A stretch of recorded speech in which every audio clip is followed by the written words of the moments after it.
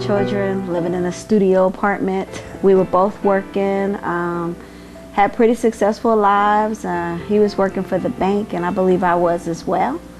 Basically, she and I, for a few months before, we got the diagnosis, but things took a change after that. But prior to that, we have a wonderful life, and we still do. I had just finished my degree at Queens. I was working full-time. I would work maybe 40, 60 hours per week and take 2 classes at night.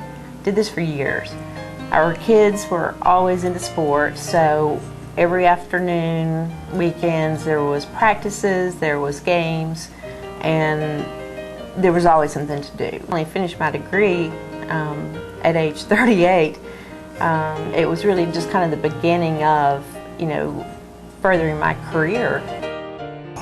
She's underestimating the energy that she had.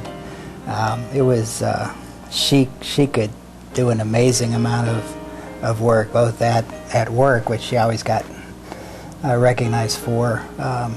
I knew that she was going so far beyond what was expected, and then she'd do the same thing at home.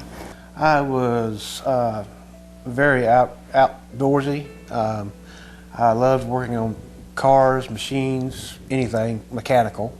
I loved getting out mowing my grass, tending my yard, pruning trees, and I was very active. Matter of fact, I was very lean and muscular, able to do just about anything I wanted to do. Always enjoying being together, as we still do, but it's changed a little bit. It's slowed down. It has slowed down, but we still have each other. Oh yeah. It turned out that the stabbing pains in my chest was pericarditis.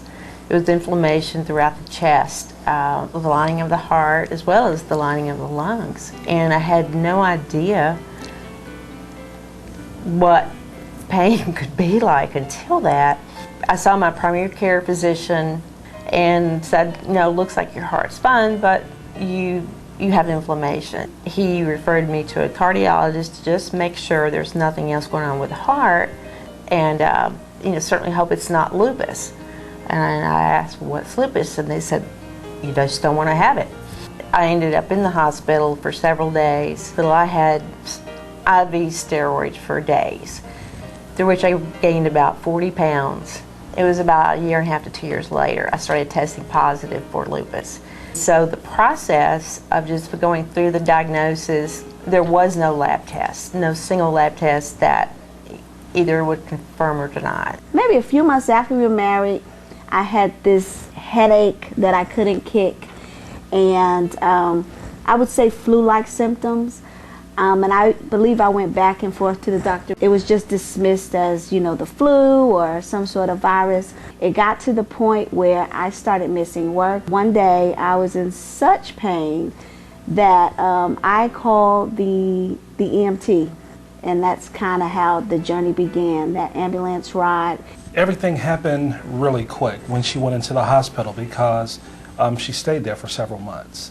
But it was a very trying time, trying to just absorb all of this recent and abrupt change in our lives. They called in a specialist, said, hey, let's run a panel on lupus. And then that's when they told me, you have lupus. And I did not have a clue what lupus was.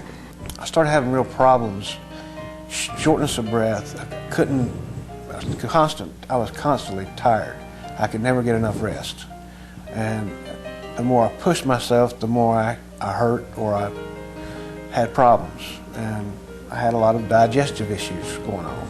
A rash finally showed up on my chest. When nobody knew what it was, they told me to go to a dermatologist. I put it off and I put it off. Finally went to the dermatologist and she took a biopsy and it came back as lupus. First year I was really, really, really depressed. I mean, that first year for me was very dark. But after I realized, hey, this thing ain't going away. Am I going to let it eat me up, or I'm going to keep on going? Keeps on going. I got to go.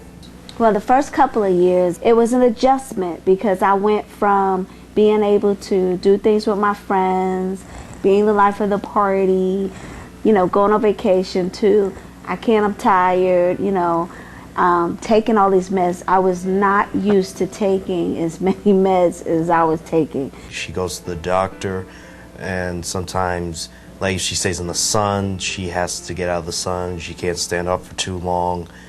I think with any disease, there's also a certain fear of the worst. So I guess it's always kind of like a dark cloud. It's always a possibility, but I try to stay positive.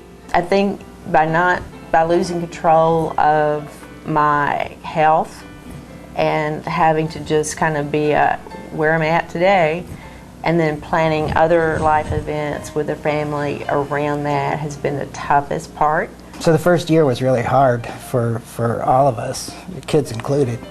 You know, you're supposed to take care of your family, and it's hard to realize that there's certain things you can't do. Working with Dr. Kipnis, I was like, well, how long do people typically work? And he was like, well, it's all individual. At the point that, you can't function, depending on what's going on with your job, that's something that you and I work together on. And so I think that was the hardest thing, because I've always said, I have lupus, but lupus does not have me. But that was the tough one, because that's whenever I realized that I had lupus. Our journey has kind of been like a graph that goes up and down. There are peaks and valleys. Of course, now I'm not working. Now, I'm on disability, but I still feel like I'm not earning a. He is. I push myself, clean the house. I cook. I clean. I'm the house husband. Yes, he's my house husband. That's one of the biggest changes. We come to the summit, for the educational component, because I kid you not, every summit that we've attended, we've walked away learning something new. The Lupus Foundation was our really first phone call that we made. And the first support group meeting we went to was on Providence Road.